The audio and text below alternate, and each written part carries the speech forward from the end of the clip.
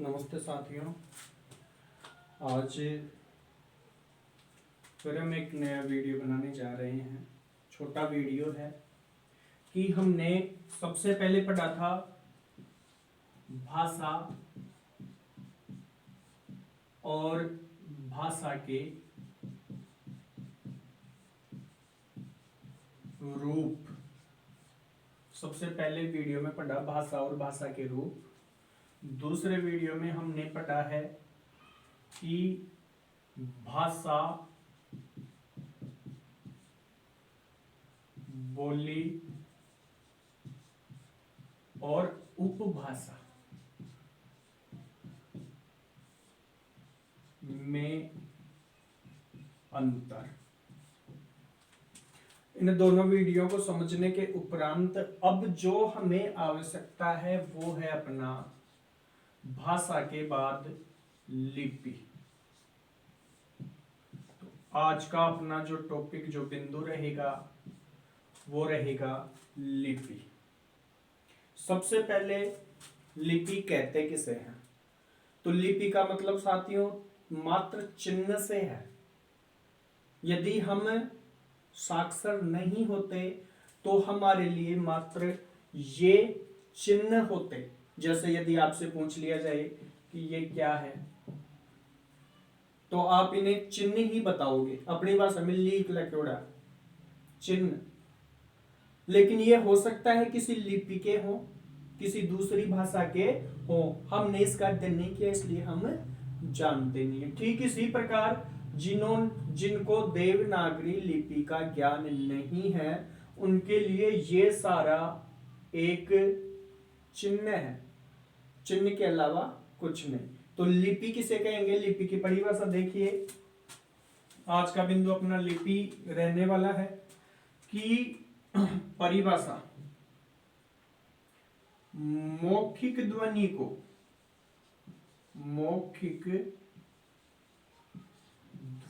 को जब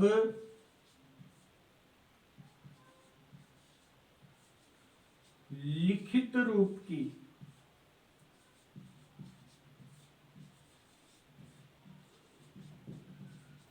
आवश्यकता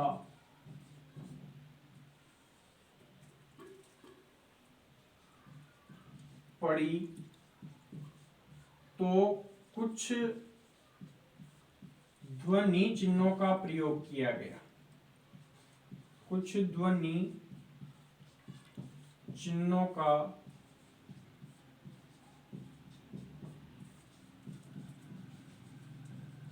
प्रयोग किया गया और इन कुछ ध्वनि चिन्हों को ही हम लिपि के नाम से जानते हैं।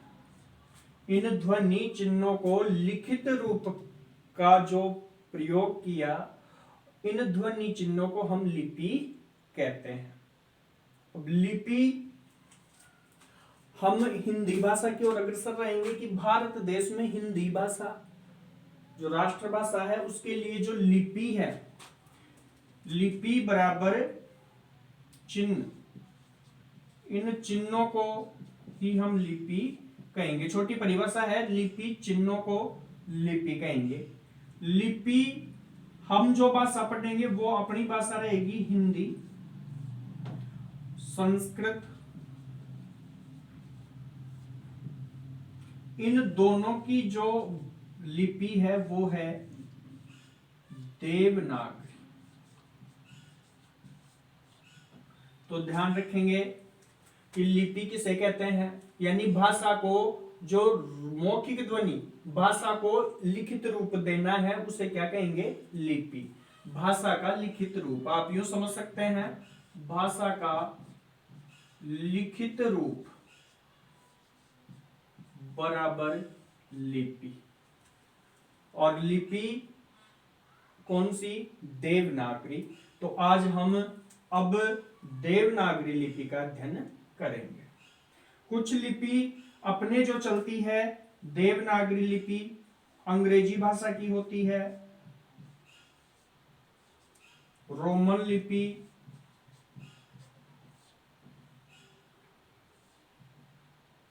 पंजाबी की होती है अपने, जो पंजाबी भाषा है उसकी होती है गुरुमुखी,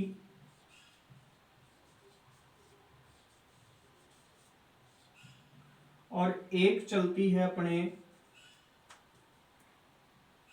उर्दू। उर्दू की होती है फारसी।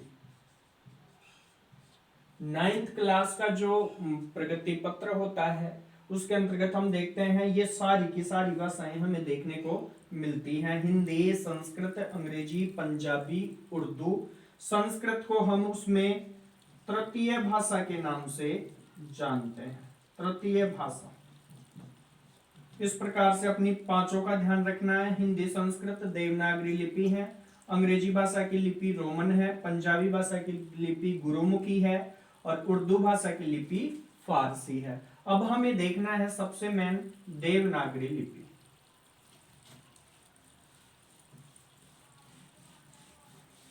तो देखिए, समझिए, कठिन नहीं है, एक एक बार समझो। जो नई शिक्षा नीति है उसमें इसी चीज का वर्णन है कि किसी भी चीज को रटे नहीं, आप समझें, और समझने से वो चीज हमें याद हो जाती है, रटने की उसको आवश्यकता नहीं होती। तो इनको समझ समझ करके आप देखते जाएं, आगे बढ़ते जाएं।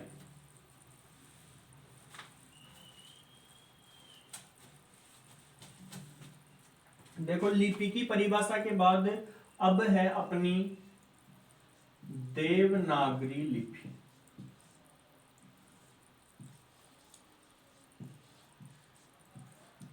देवनागरी लिपि की विशेषताएं हम पढ़ेंगे। विशेषताएं,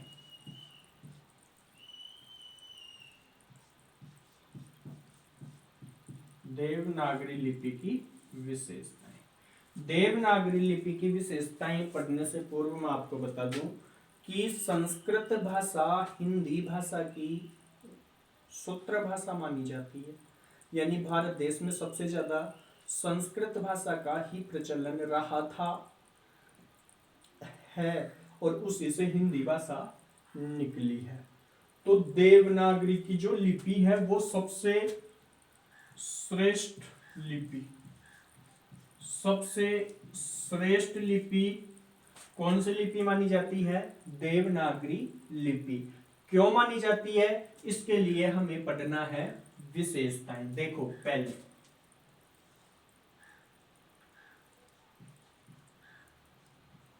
वर्णों की बनावट एक समान होती है।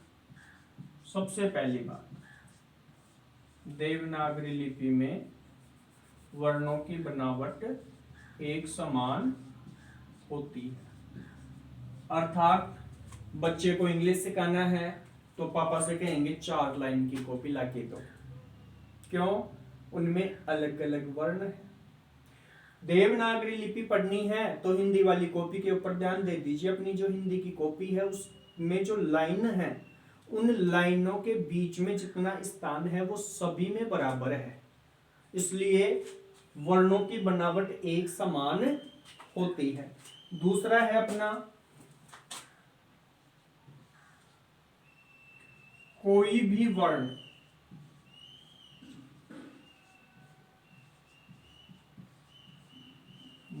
मूक नहीं होता, मूक नहीं होता। अर्थात सुना होगा कि अंग्रेजी भाषा में जो रोमन लिपि है उसमें सर बोल देते हैं बीच बीच में कि ये वर्ण साइलेंट रहेगा, ये वर्ण साइलेंट रहेगा और ये वर्ण साइलेंट रहेगा, लेकिन देवनागरी लिपि में ऐसा कोई विधान नहीं है। इसमें तीसरी बात, तो जैसा उच्चारण किया जाता है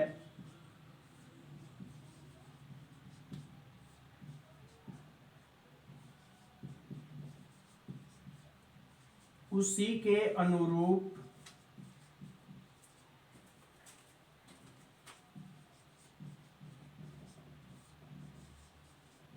लिखा जाता है, अर्थात जैसा बोलते हैं वैसा ही लिखते हैं। जैसे हमें रोमन भाषा से तुलना करें तो कम, COME, कम, कम यानी आना। और यहीं पे यदि हमें कमल की स्पेलिंग लिखनी है तो के की जगह से, KAMAL, कमल, एक संज्ञा। अर्थात दोनों के उच्चारण में किसी ना किसी प्रकार का भेदभाव, जैसा बोलते हैं वैसा लिखते नहीं है। चौथी विशेषता, देवनागरी लिपि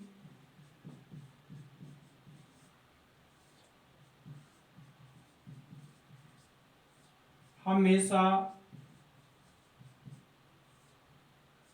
बाएं से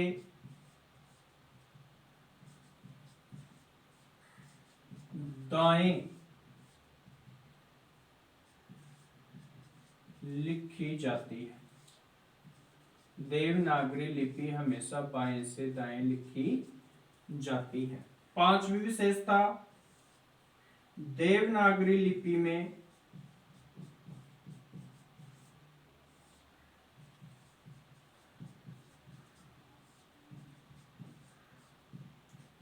सिरोरेखाएं होती हैं।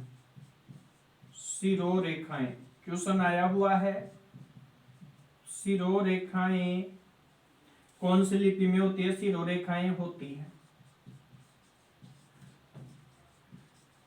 अब सिरोरेखाएं इससे छोटा सा ही तात्पर्य है कि हम देवनागरी लिख करके ये जो लिख रहे हैं ना, ये जो लाइन है, ये रेखा है, ये रेखा है, उसी रेखा को हम सिरोरेखा के नाम से जानते हैं। उच्चारण लिखा इसके ऊपर, ये जो लाइनिंग बनाई, इसी रेखा को हम सिरोरेखा के नाम से जानते हैं। अब तुलना करें तो जैसे अभी मैंने यह इंग्लिश में लिखा कम, तो कम के ऊपर मैंने ऐसे थोड़ी लिख दिया COME और इसके ऊपर सिरोरेखा बना दो, ऐसे नहीं बनाया।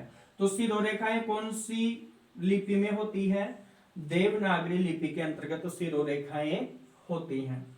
देवनागरी के जो वर्णों की बनावट है वो समान होती है। छठवां, रोमन लिपि की अपेक्षा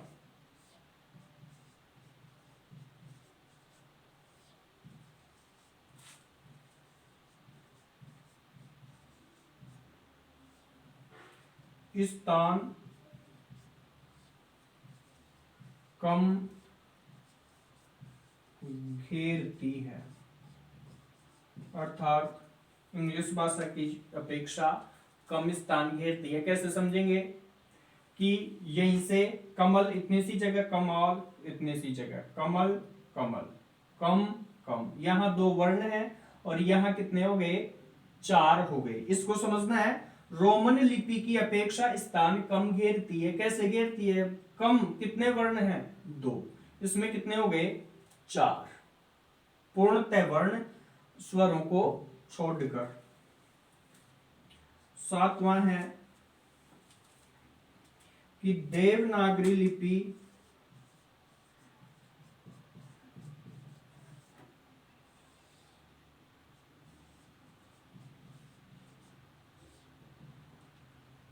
हमेशा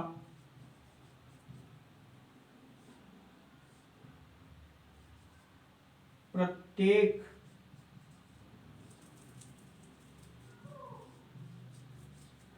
ध्वनि के चिन्ह का अनुसरण करती है।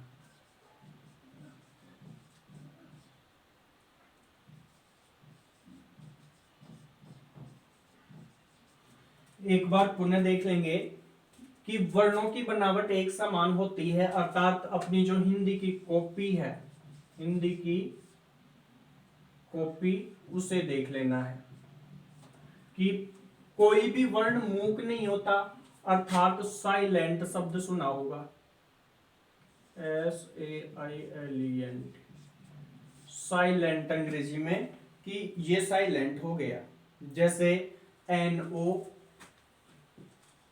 नो, नहीं, और एक होता है आपका नो, KNEW, नो, गुठना होता है शायद, गुठना, ऐसे होता है, ये नो होता है, यहां गलती भी हो जाए तो देखना नहीं, नो होता है, गुठना। इसके बाद जैसा उच्चारण किया जाता है उसी के अनुरूप लिखा जाता है, कम, कम, कमल, कमल। यहां तो कैसे सी और यहां कैसे के, अर्थात फर्क है। देवनागरी लिपि हमेशा बाएं से दाएं लिखी जाती है। मैं इस तरफ से लिखना प्रारंभ कर रहा हूं और इस तरफ जा रहा हूं। देवनागरी ये अपना मोस्ट है, एग्जाम में आया हुआ है।